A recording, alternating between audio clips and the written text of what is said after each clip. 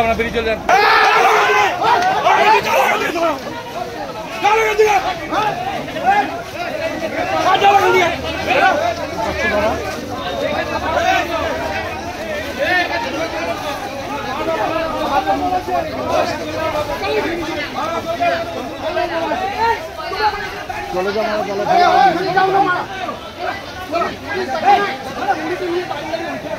চলে যাবো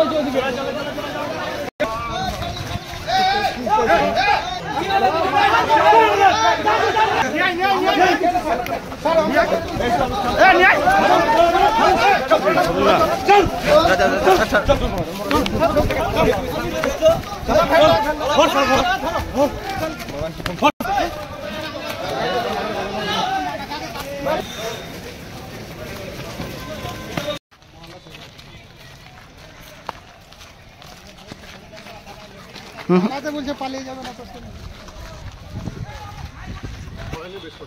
বলেনি কেন দাদা একে প্রথম থেকে বলা হচ্ছে না সত্যি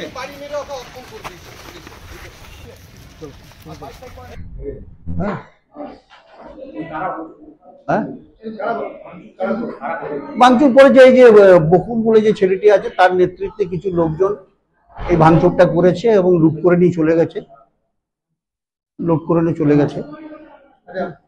এখন সভাপতি পদে বসে আছেন, সভাপতি আপনার বিরোধিতা করছে।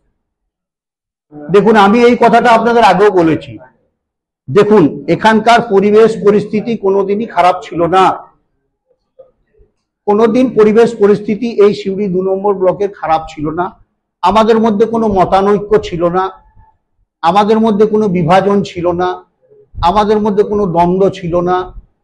লাস্ট 3 মাস থেকে এটা তৈরি হলো। আমরা দেখতে পাচ্ছি যে ব্লক সভাপতি নুরুল ইসলাম এবং অভিলাষপুরের রাজু মুখার্জির নেতৃত্বে কিছু অসামাজিক যে কাজগুলো করা যায়, ক্রিমিনাল যাদেরকে বলে, সেই ধরনের কিছু মানুষকে হঠাৎ নিয়ে এসে আমাদের উপরে আক্রমণ, আমাদের যে লোকগুলো ছিল তারা আক্রমণে অনেকেই ক্ষতি হয় তাদের।